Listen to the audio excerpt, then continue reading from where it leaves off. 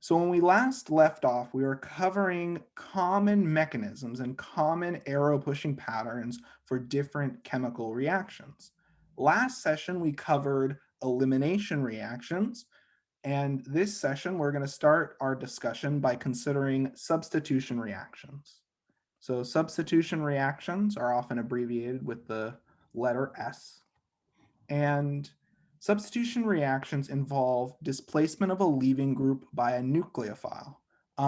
Just to make sure we're clear on our definitions, would someone like to chime in? What's a good definition for a nucleophile? What's a common characteristic of a nucleophile? Are they electron rich or electron poor? So I see in the chat, electron rich, that's exactly right. A nucleophile is generally an electron rich species. You can also think of it as a lone pair donor. So an example of a common nucleophile would be an alcohol like ROH, where they have a very electron rich atom with a localized lone pair. Exactly right. So there are two main types of substitution reactions, and of course we'll delve into their energy diagrams in later chapters, but I just want you to get used to drawing the arrow pushing mechanisms. The first substitution reaction is known as the SN1 reaction. So S for substitution, N for nucleophile, and in this case, the key feature of the SN1 reaction is that it's a two-step process. First, we have the loss of our leaving group, and then second, we have the attack of the nucleophile on our carbocation. So the way that we draw this out in arrow pushing process, for step one, our bond between our carbon atom and our leaving group breaks, and we generate a carbocation. So this is step one, loss of our leaving group.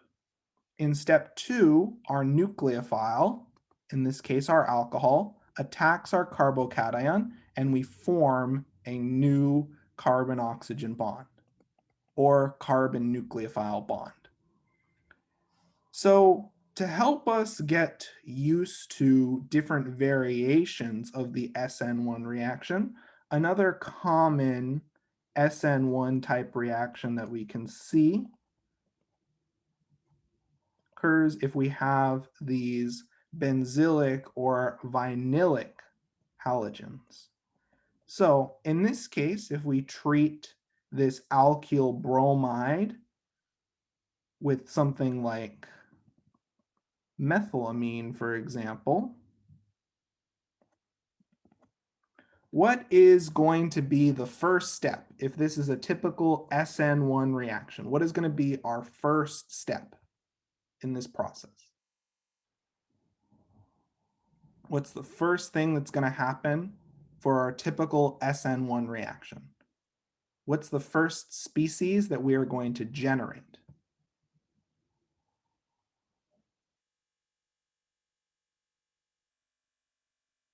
So looking at our general mechanistic overview for the SN1 reaction, what's the first thing that happens? And don't be shy to share or chime in verbally or in the chat. What's the first thing that happens for this second substrate?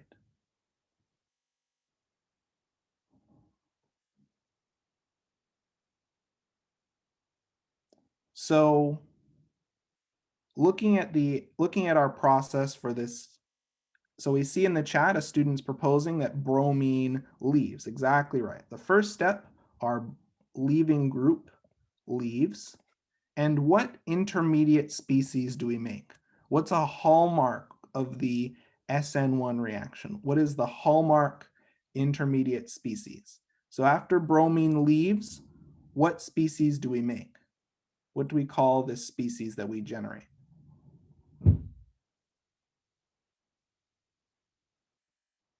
So bromine leaves, and so considering after bromine leaves, we've broken this carbon-bromine bond. What is going to be the charge on this carbon? What is going to be the charge on this carbon? +1, exactly right. So in our first step, our leaving group leaves and we make our intermediate carbocation. We're quite familiar with these carbocation intermediates as they pop up a ton in different reaction mechanisms, and we've already analyzed the stability of different carbocation intermediates. So the next step in this process is, as we've noted in the chat, nitrogen will attack the carbocation. Now, it's really important that your classmate noted that the lone pair on nitrogen is our nucleophilic lone pair.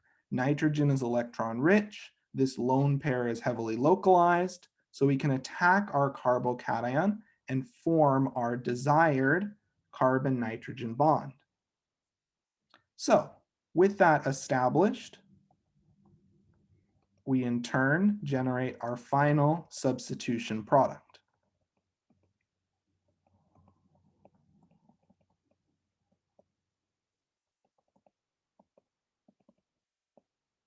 And of course, from here, this product can be deprotonated. Is everyone comfortable with the two major steps in the SN1 substitution pattern? The way I like to remember SN1 is that it goes through a carbocation intermediate. So we can utilize all of the rules that we've discussed in terms of carbocation stability. Does this make sense to everyone so far? Perfect. Now, let's look at the counterpart to the SN1 reaction, which is known as the SN2 reaction. If you're ever curious what this 2 is symbolizing, in the SN2 reaction, as part of the transition state, we have the reaction between two molecules. So the actual transition state and the actual species that is generated as you move from reactant to product involves the coordination of both of these molecules. So in the SN2 reaction, the SN2 reaction occurs in a single step. It's a concerted process. We have the concerted attack of a nucleophile and loss of a leaving group. So what is our nucleophile in this case? What is our electron-rich species? What is our electron-rich atom or a molecule that contains the electron-rich atom? So what is more nucleophilic? This sulfur or this carbon? What is the more nucleophilic position? What is the more electron-rich position?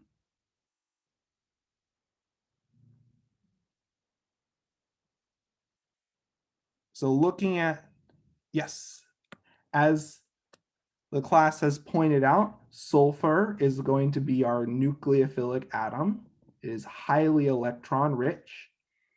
And what do we call this electron deficient species? So the second molecule is a relatively electron deficient species.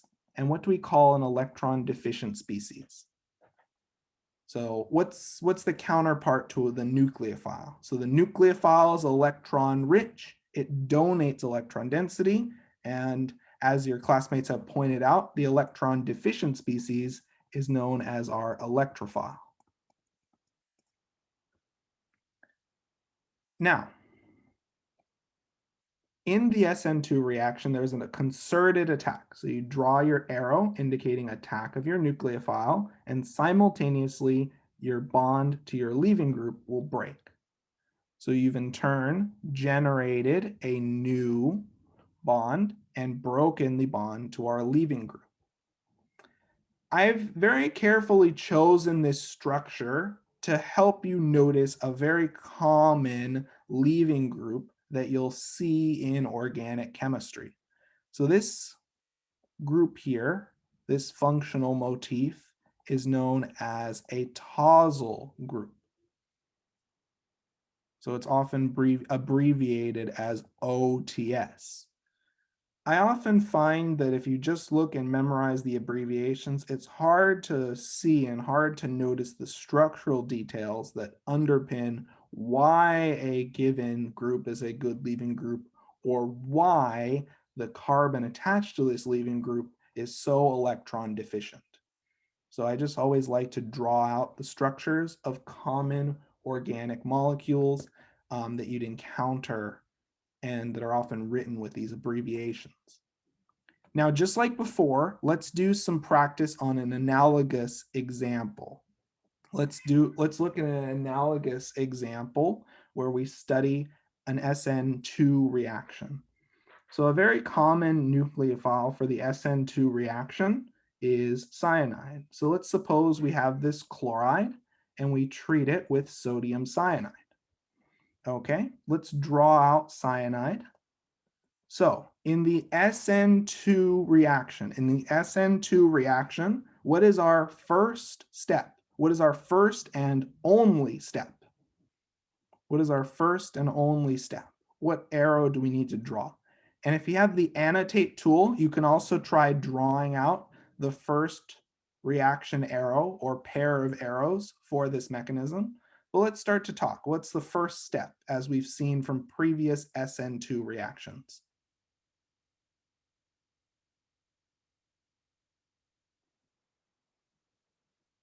So we notice in the chat that we have the idea that a student's mentioning that cyanide will swap with chloride. So where do I draw my arrow? So I have my cyanide lone pair. Where do I draw my arrow? Do I draw it to the carbon or the chlorine? What is our electrophilic site? Is it the carbon or the chlorine? Carbon, exactly right. So we're going to draw an arrow and we're going to attack this electrophilic carbon. And as the class has noted, the carbon-chlorine bond then breaks. So the SN2 reaction is concerted. It occurs in a single step, and we replace our carbon leaving group bond with a carbon nucleophile bond, and we generate chloride as a byproduct. For our labels, cyanide would be our nucleophile,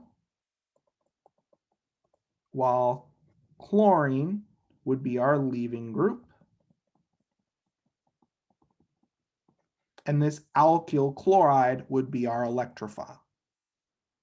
Does that pattern make sense to everyone? So the key feature of the SN2 reaction from a mechanistic and arrow pushing perspective is that it's concerted. It occurs in a single step. And as a result, we're not making any carbocation intermediates. And as a result, as we'll see later on, the SN2 reaction is influenced by substantially different factors than the SN1 reaction. Is everyone feeling comfortable so far with the arrow pushing mechanics and the key features of these two reactions? Perfect, perfect. So let's do some practice. So let's look at this first reaction, and I'd like you to either share your responses as a photo in the chat or to use the annotate tool. And I'd like you to try to draw a mechanism, so the arrow pushing process, for the following SN2 displacement. This is really a quite useful reaction known as the Finkelstein reaction, and it is utilized to make highly reactive alkyl iodides. So we know that this is an SN2 reaction, which means it's concerted. And from this information, I'd like us to break out the annotate tool or break out our pen and paper and try to draw the mechanism using the structures that I've left on the class whiteboard. You can also verbally describe how the reaction would proceed.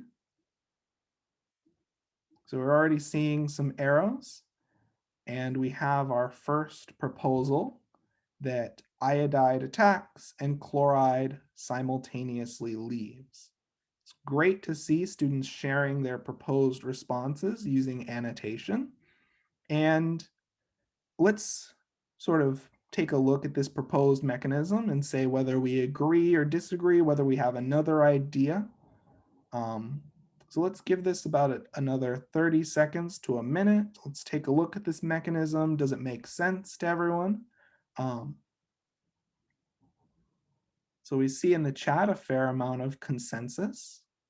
Does anyone have a question in terms of how your classmate drew out these arrow pushing mechanism arrows? And does anyone have any questions on how many steps are involved in this reaction? So I'm really glad to see that this reaction was drawn as a concerted process. Our bond forming and bond breaking events occur in a single step. Allow me to clear so that way our final note set that we post on Canvas can retain these annotations, but the student proposals are exactly correct. Iodide attacks and simultaneously our leaving group leaves. This reaction practically is pretty annoying to run because you'd have to use a large excess of iodide, but it works beautifully to make these very reactive alkyl iodides. Any questions on this first mechanism? So some reactions have common names based on the practitioner who popularized or figured out the mechanism or ideal reaction conditions for the reaction to proceed. And you'll see, especially later on in organic chemistry 2, many of the reactions that we encounter are named based on their primary either discoverer or practitioner, as in the person who made this reaction practically useful and expanded the amount of substrates that this reaction could tolerate. Mm-hmm. Good question, good question. The reason why I like SN1 and SN2 is they're actually descriptive of the mechanism. When you start to talk about someone's name, it's hard to tell the relationship to the mechanism. Okay, so we looked at SN2. Let's now look at the SN1 displacement. Now, I have explicitly drawn this blank space in the middle, and this blank space is not just there for decoration. What is a key hallmark of the SN1 reaction? What is a key hallmark of the SN1 mechanism? What is the central feature of the SN1 mechanism that makes it different from the SN2? So we notice in the chat the leaving group leaves and multiple steps, exactly right. So we have our first step and our second step. And what is our intermediate? What is our intermediate that we make? What do we call that intermediate that we generate?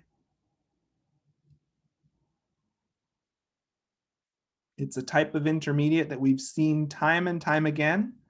We've studied it extensively earlier in the chapter. What do we call this, the intermediate for the SN1 displacement?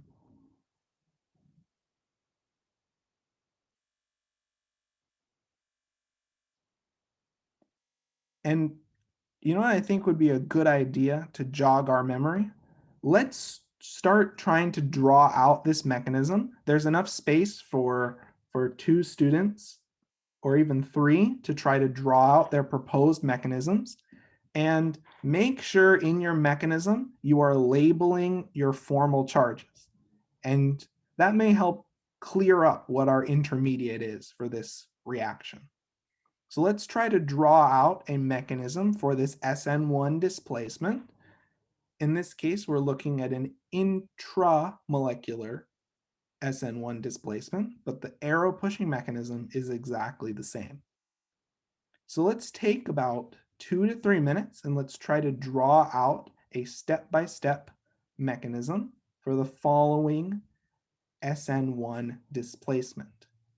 And we have an interesting hint from our classmate. The SN1 displacement and the hallmark of an SN1 displacement is a carbocation, which is a carbon with a positive charge. So with that hint in mind, let's try to leverage the annotate tool or use our pen and paper and share a picture. And let's try to draw out a mechanism for this reaction. Getting used to the mechanics of drawing out your electron pushing and drawing out arrow pushing mechanisms is invaluable practice. And this section is helping develop that skill further. And there's plenty of space on the class whiteboard, so don't be shy if you want to chime in with your own annotation, or if you'd like to provide some guidance and feedback in the chat, and I'd be happy to share your responses in front of the class. So we have drawn as our first step that chloride leaves. And now let's focus on what is the structure of our product from the first step.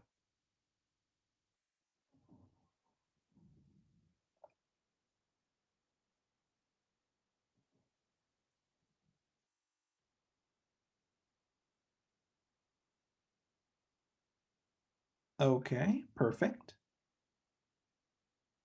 Yep, good. We make a carbocation. And we have chloride that's just sort of left as our leaving group.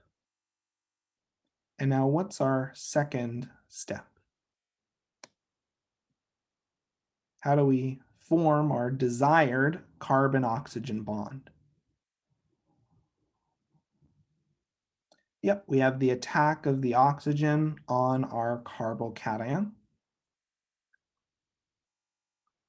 And that generates our final product. Perfect, perfect.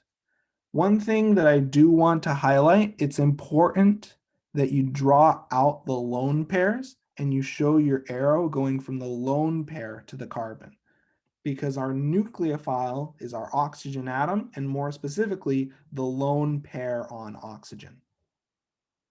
Does that make sense to everyone? So otherwise, this process looks perfectly reasonable, and it's great to see the class chiming in with their agreement or disagreement for this mechanism. Do we have any questions on this mechanism as proposed by the class as a whole? Do we have any questions on this mechanism?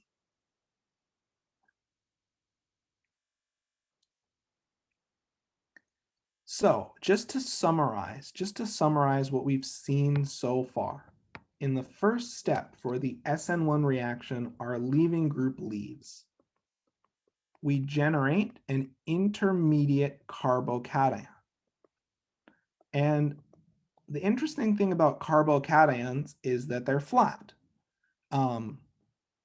So then, once our carbocation is generated as our intermediate, this is a observable species. It's not like a transition state. You can actually observe a carbocation, capture and intercept a carbocation, though this carbocation is notoriously hard to isolate or observe because it reacts so quickly.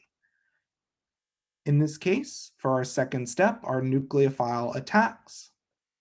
And the key variation in this mechanism is that it is intramolecular. Our nucleophile and our electrophilic carbon are in the same molecule. Again, we draw our arrow from the lone pair to our electrophilic carbocation, and we form our desired carbon-oxygen bond. Does this mechanism make sense to everyone? Yes. You can note that we have chloride as a byproduct.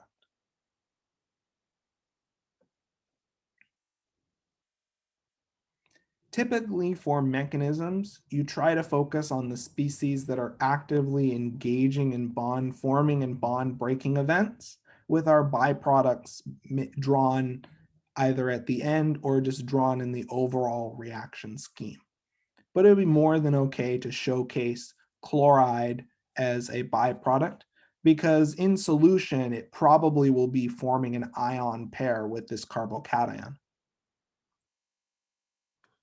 So it's always interesting to note. So it's great to see the class contributing on this example, and it's great to see that we're getting used to the common arrow pushing patterns for the SN1 and SN2 reactions.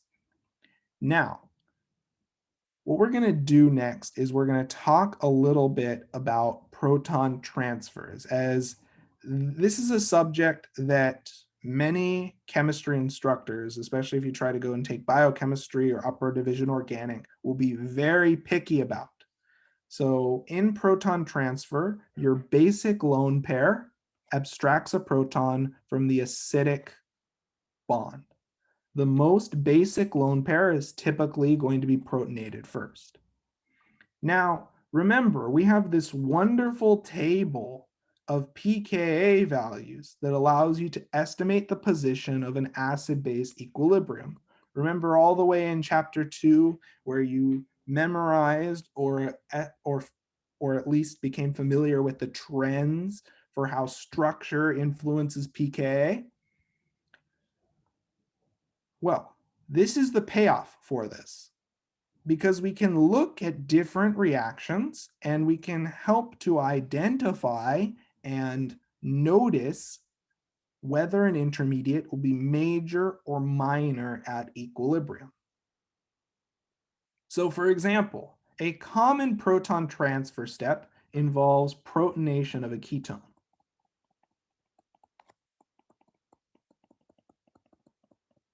Now, if we look at our pKa values, let's look at our pKa values and let's just get an approximate. What is the approximate pKa of H3O plus? What's the approximate pKa of a concentrated acidic solution in water? What's the approximate pKa of H3O plus? Just ballpark, roughly. Would anyone like to propose a suggestion? So what is the pKa value of H3O plus, and what is the pKa value of a protonated ketone? And if you're not sure about the exact numbers, that's okay. One thing that we can do is we can look and we can say, well, which of these species is more acidic? So what does the class think? What does the class think? Let's remember, if you happen to have your chapter 2 notes on you, you may want to look at the supplemental pKa table. But let's try to recall. Let's try to utilize the knowledge that we've previously acquired. And let's see, which of these species is more acidic?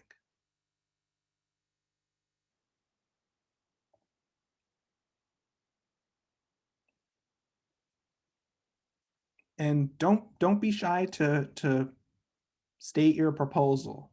This is an open forum, and any proposals that we have we can discuss in detail.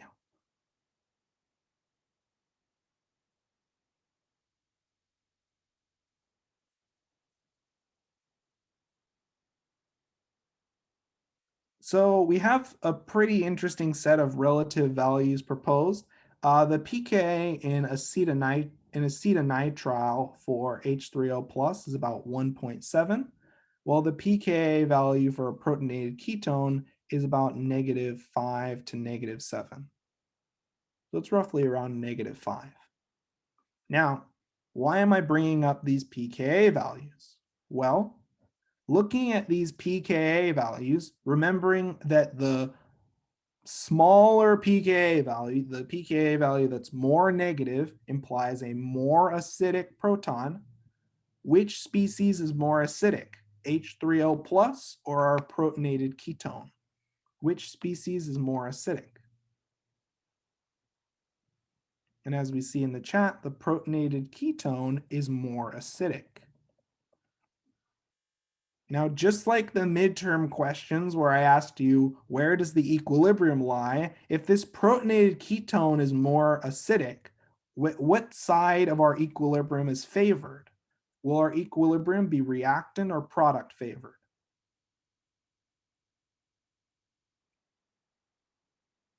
Reactant favored, exactly right.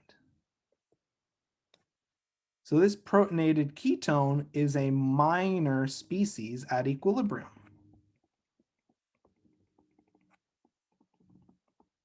Now, that's okay. The reaction can still proceed, but it's important to recognize for many of these proton transfer processes, how abundant is my desired species.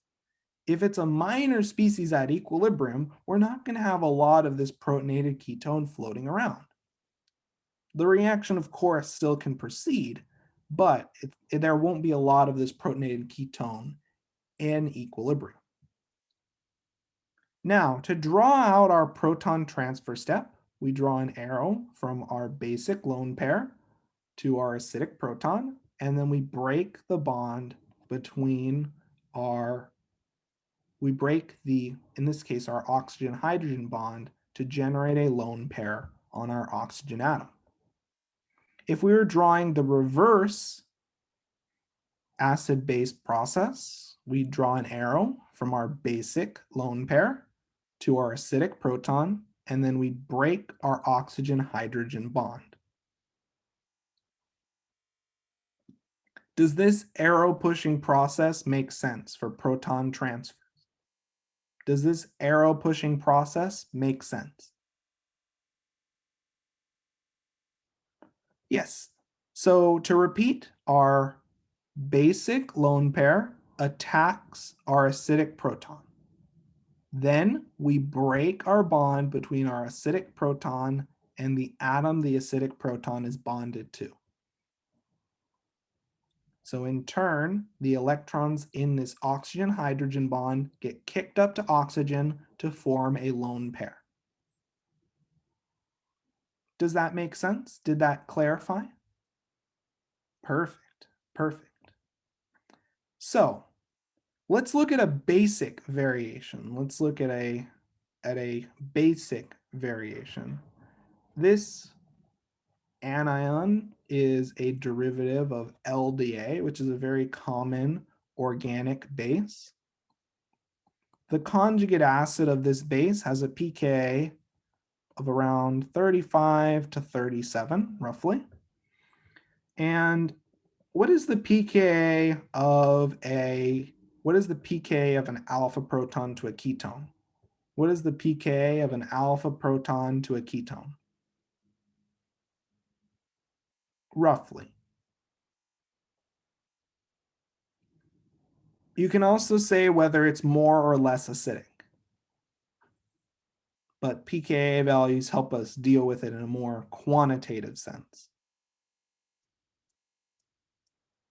This was on the midterm and practice exam. Exactly right. The pKa of a ketone is around 20 to 22. Perfect. So as we notice, which species is more acidic, this amine or this alpha proton to our ketone? Which species is more acidic?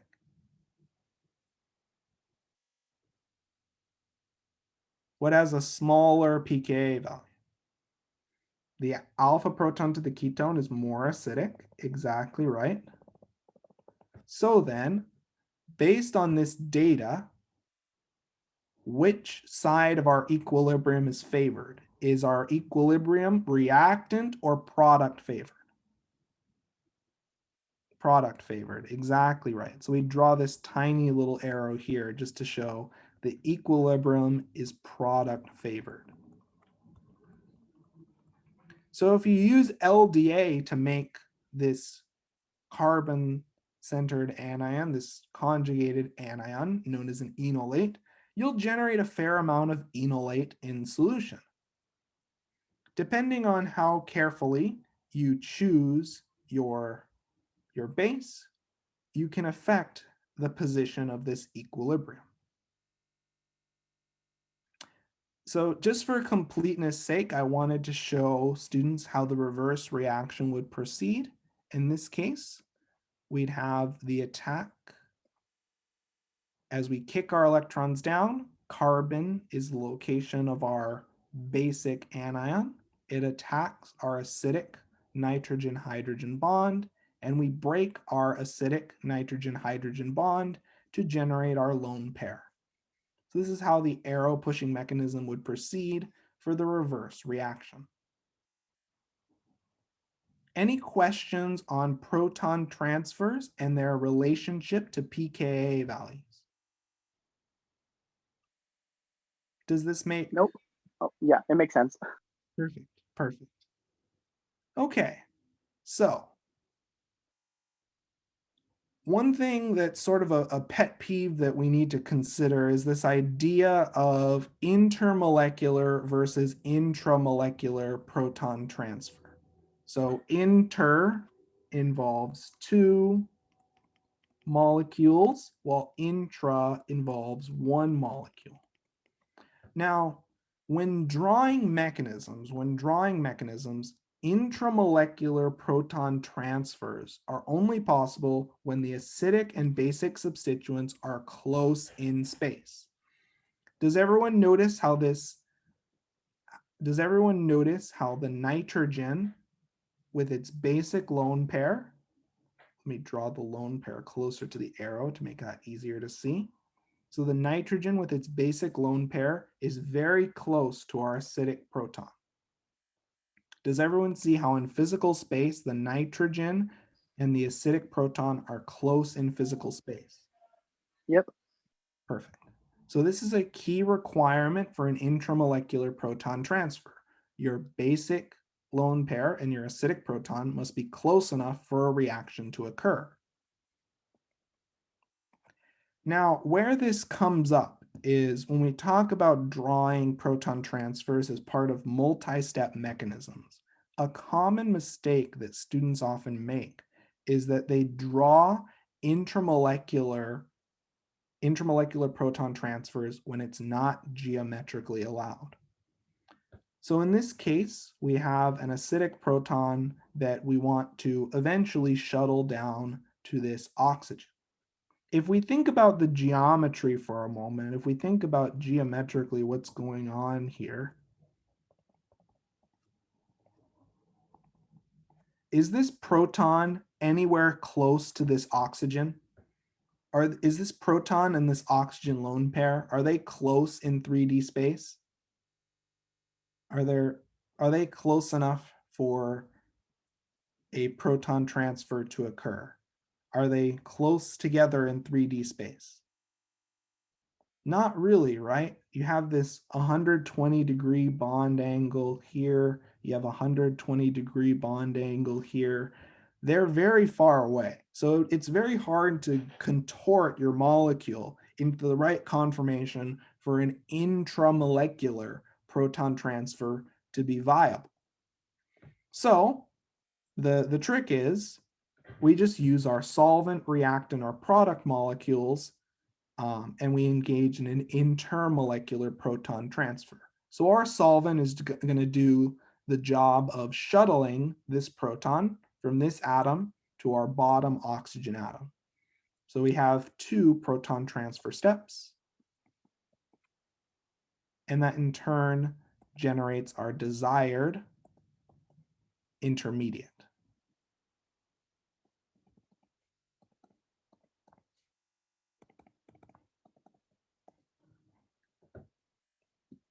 Now, one thing I always want you to keep in mind, make sure the pKa values favor the desired proton transfer products. Part of the reason why we teach pKa values is to make sure your arrow pushing steps, your proton transfers make sense in terms of equilibrium position.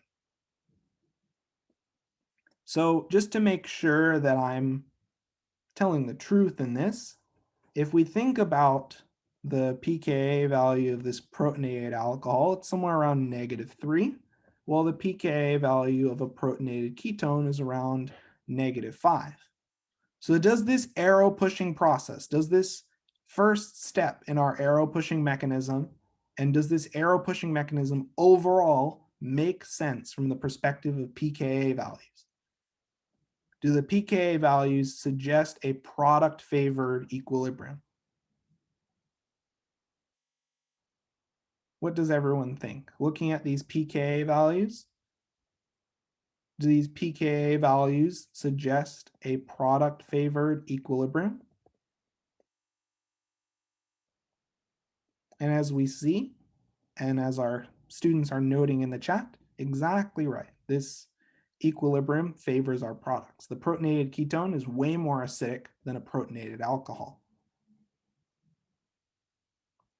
Does this discussion make sense to everyone? So just be careful when you draw an intramolecular proton transfer that you make sure that it's geometrically allowed. I know it's more steps, more things that you have to draw this intermolecular two-step proton transfer, but this is more reflective of what is actually going on in our solution mixture during our reaction. Okay, so let's keep going now. And let's talk as our last discussion of this chapter, a odd quirk relating to carbocations. So carbocations can engage in what are known as carbocation rearrangements.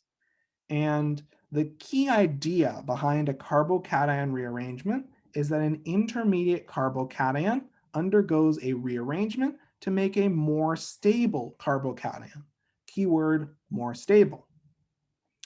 Okay, well, we know from our previous discussions earlier in the chapter that the more substituted our carbocation is, so primary, secondary, tertiary, the more substitution we have, the more stable our carbocation will be. This is due to hyperconjugation effects, which in turn become more pronounced the more substituents we have adjacent to our carbocation. Another factor that we really have to pay attention to, as this can often lead to odd exceptions in this primary, secondary, and tertiary hierarchy, is that adjacent carbon-carbon pi bonds heavily stabilize carbocations. So for example, this vinylic carbocation is abnormally stable for a secondary carbocation because it is stabilized via resonance. Okay, so we've established and we have a reasonable summary of the main factors as a review that influence carbocation stability. Now we're going to look at how carbocation rearrangements can occur and the key features behind carbocation rearrangements. So the first major carbocation rearrangement that we'll see is known as a hydride shift, which involves the shift of H- from an adjacent atom to the carbocation. So let's look at what's going on here in detail. So initially, what do we call this carbocation? Primary, secondary, or tertiary? How many carbon substituents? It's secondary. So we have a secondary carbocation. And at the end of our hydride shift, is our product carbocation primary, secondary, or tertiary? Tertiary. So then, as we see from this hydride shift, we've generated a more stable carbocation. Does that make sense to everyone? Does everyone see the driving factor behind this hydride shift? We take a less stable carbocation, we undergo a hydride shift, and we make a more stable carbocation.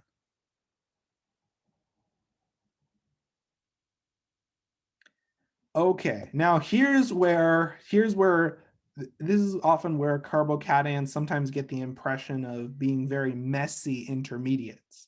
Because if you make a carbocation, sometimes your molecule can utilize that carbocation to undergo a series of rearrangements. So the next type of shift is an alkyl shift, which involves the shift of a methyl or another alkyl group from an adjacent atom to the carbocation. So in this case, our methyl group is shifting over. Now, what's the driving factor once again? Are we making a more stable carbocation?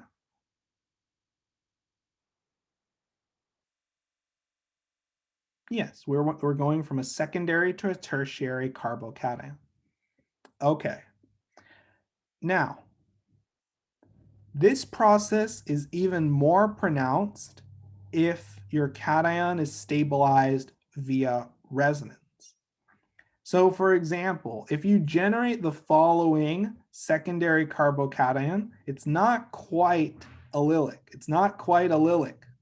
So then if we undergo a hydride shift, we shift our H minus equivalent over, we still have a secondary carbocation, but this is a secondary allylic carbocation. And if you're trying to perform any sort of SN1 reaction or any sort of substitution reaction on this carbocation, you're going to be in for a pretty unpleasant surprise. Because is this carbocation solely located at this carbon? Is this a localized or delocalized carbocation?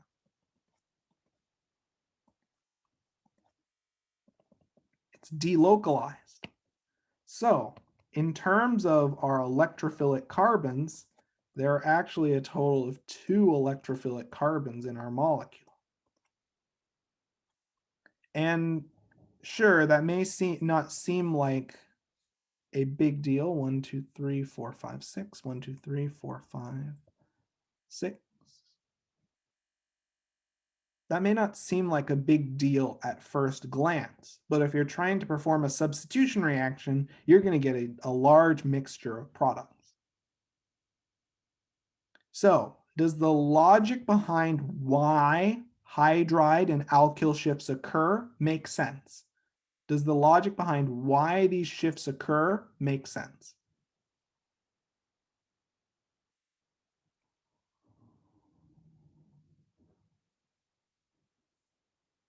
Perfect. Perfect. So, continuing on, and this is for the biologists in the room. So, looking back at this previous structure, does anyone recognize this precursor? Does anyone recognize this carbocation? Does this look familiar to anyone?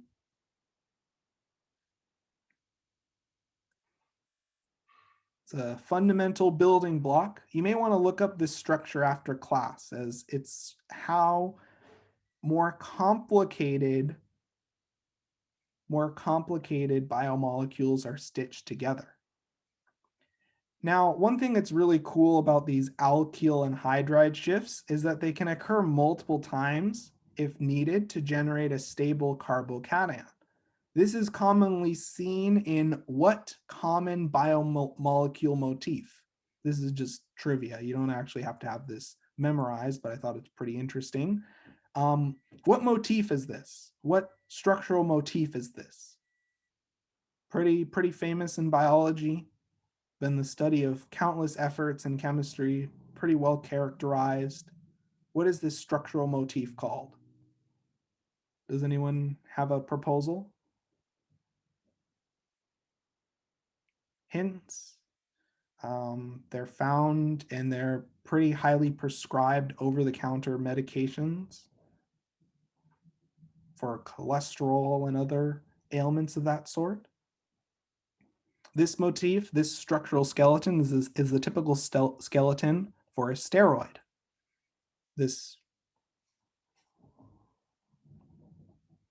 So this is partly where we see a large number of very interesting hydride and alkyl shifts and rearrangements of steroid structures. And this is often how in biological systems we're able to generate very complicated ring systems through very selective carbocation generation and rearrangement. Always thought I'd include a little piece of trivia like that, just so you can see that these shifts play a pretty important role, not just in organic chemistry mechanisms, but in the mechanisms to generate and rearrange biomolecules. Okay, so let's keep going from here. And I'd like us to take a look at the following 2 species. And our goal in this section is to predict if the following carbocations will rearrange and to draw the products after rearrangement. So to make this a little bit easier on everyone, you may need to, in your mechanism, you may need to draw out the hydrogen or alkyl group. So I'd like us to look at these two structures over the next 4 to 5 minutes. And I'd like us to try to draw, using the annotate tool, an arrow pushing mechanism for how the products are generated.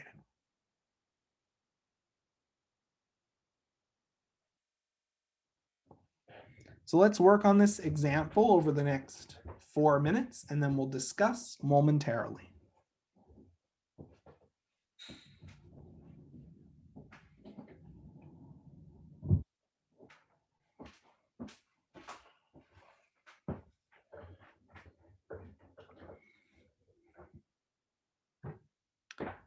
So considering these examples, your first order of business is to consider, can we make a more stable carbocation?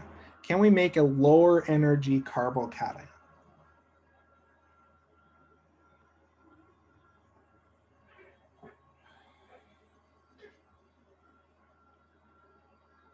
And don't be shy to use the annotate tool and try to draw out your proposed alkyl or hydride shifts.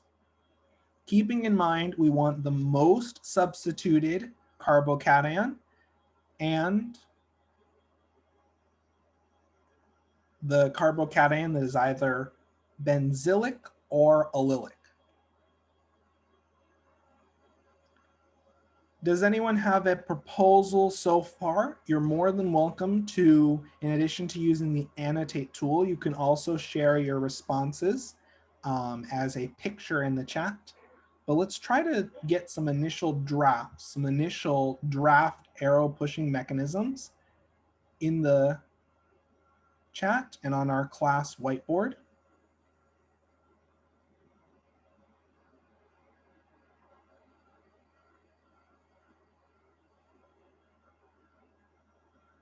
And we'll discuss these examples in about 3 to 4 minutes.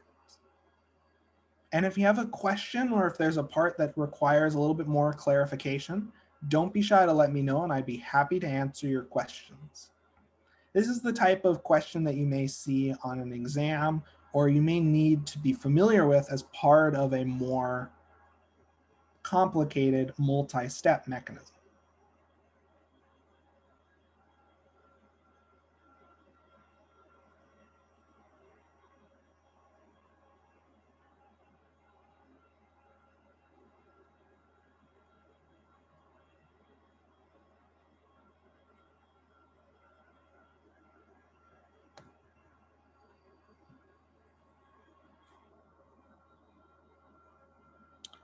Okay, so to provide a little bit of guidance and structure for this process, let's look at this first example.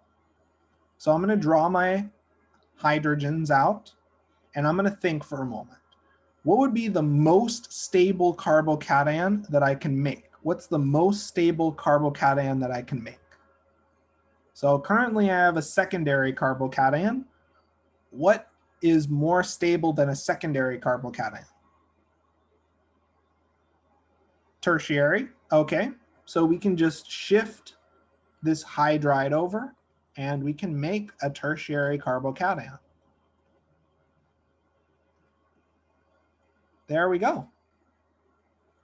So that's the solution for our first step.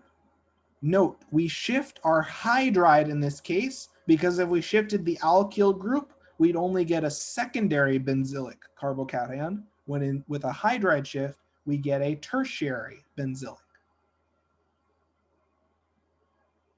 Does that make sense? Perfect. So with that representative example in mind, let's take what we've learned and let's try to answer these two examples. So how can we make a more stable carbocation? How can we make a more stable carbocation? And for this second example, just try to think for a moment, how stable would this carbocation be? How stable would this carbocation be?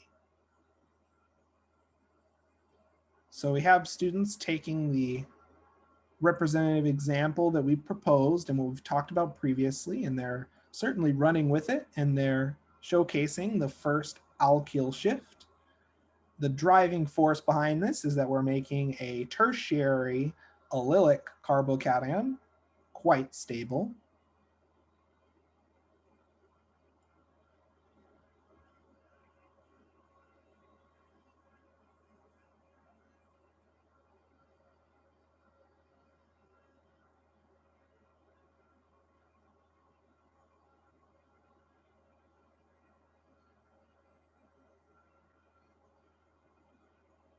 Perfect, perfect. So the first case, the proposed alkyl shift and the carbocation product that you generate is perfectly reasonable. So let me share that with the class. So in this case, we shift over our methyl group, we shift over our alkyl group.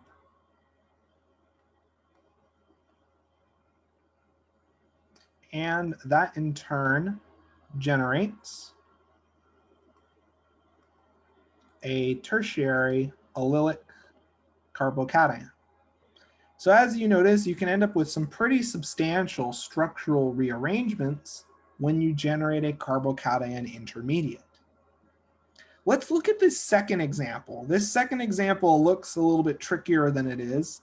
And let's try to think, is there a more stable carbocation that we can make? And to help us along, I just asked the question, how stable would this carbocation be? This carbocation that's adjacent to an oxygen atom. Resonance effects come to mind as something really important to consider.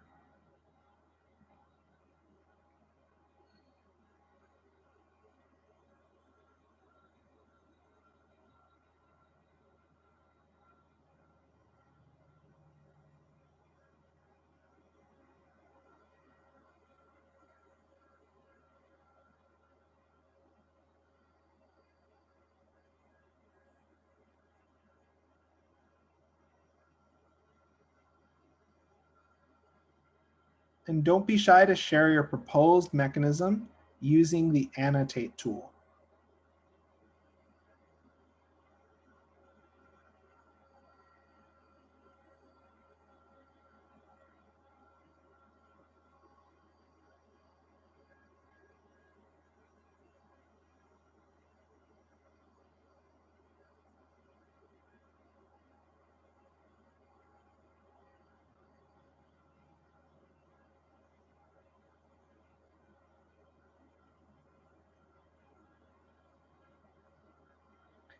And let's try to work from this idea that a carbocation adjacent to this oxygen atom is going to be particularly stable.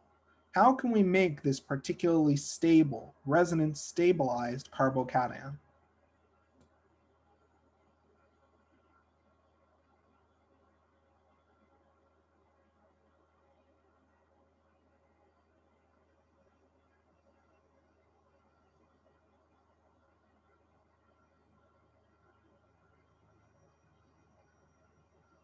Yep, that looks reasonable.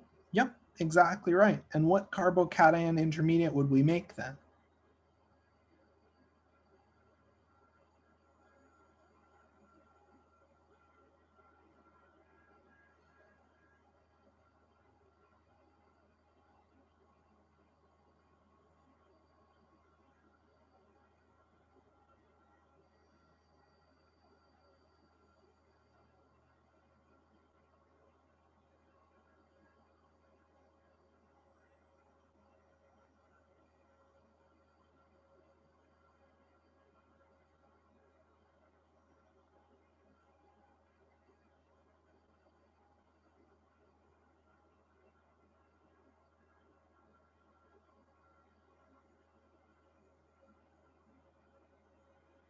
Perfect, exactly right.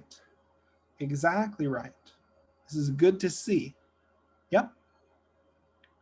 So let's showcase and let's talk a little bit about why this occurs. This is a key step in what is known as a pinnacle rearrangement. So essentially the driving factor behind this reaction or behind this rearrangement is that when we generate this carbocation that is adjacent to our oxygen atom, this carbocation is heavily stabilized via resonance. It's almost, if not even more stable than your typical allylic carbocation.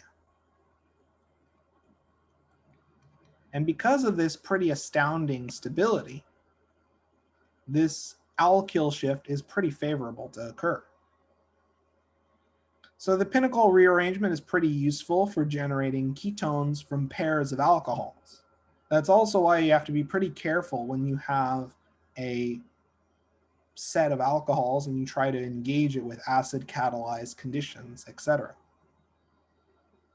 Does this alkyl shift, does the theory and the reasoning behind how alkyl shifts occur and why hydride shifts occur, does that make sense to everyone?